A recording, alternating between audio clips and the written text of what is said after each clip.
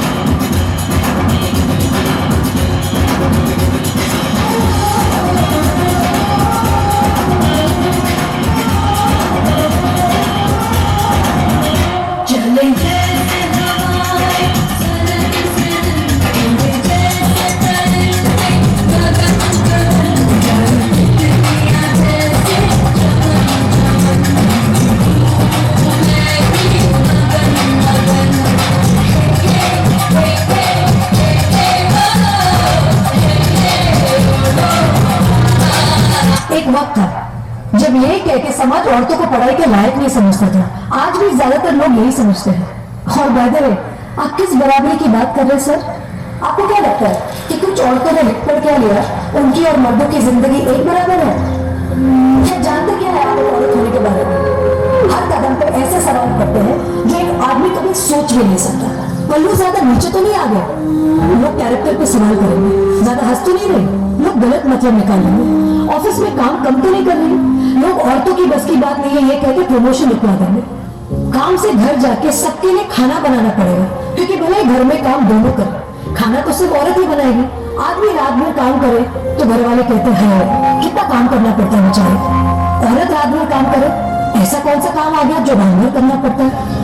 इसके अलावा हमें रोज ऐसी चीजों के बारे में सोचना पड़ता है जो सिर्फ और सिर्फ एक औरत ही समझ सकती है। ब्रा का स्ट्रैप तो नहीं दिख रहा, वो जो तब से घूर रहा है कुछ उल्टा सीधा तो नहीं करेगा? सर, भीड़ में कोई भी मर्द हमें जब चाहे जहां चाहे छू सकता है, क्योंकि जब औरत पब्लिक प्लेस में होती है तो वो पब्लिक प्रॉपर्टी बन जाती है। बसेस में औरतों की सीट्स रिजर्व है, इससे मर्दों को तकलीफ है। कहते हैं बराबरी भी चाहिए और रिजर्वेशन भी। अरे जब हर महीने आपके बदन से पानी की तरह खून बहेगा, सर फटेगा और पैर फूल जाएंगे ना, तब हम औरत मर्द की बराबरी की बात करेंगे। इसलिए कृपा करके औरतों को क्या करना चाहिए और क्या नहीं, इसमें अपनी एनर्जी बर्बाद ना करते।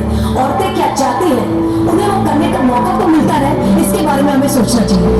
बराबरी तो बहुत दूर की बात है सर, फिलहाल हिस्सेदारी मिल जाए ना, वही बहुत है।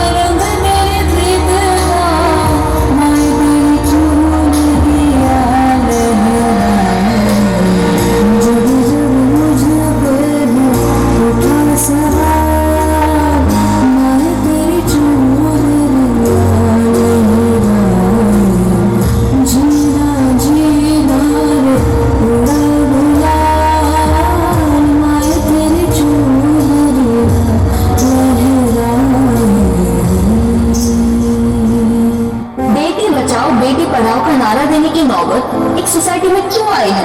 ये सवाल अपने आप से नहीं पूछेंगे आप? हमारे पेरेंट्स कर्जा उठाते तो बेटों की पढ़ाई के लिए और बेटियों की विदाई के लिए।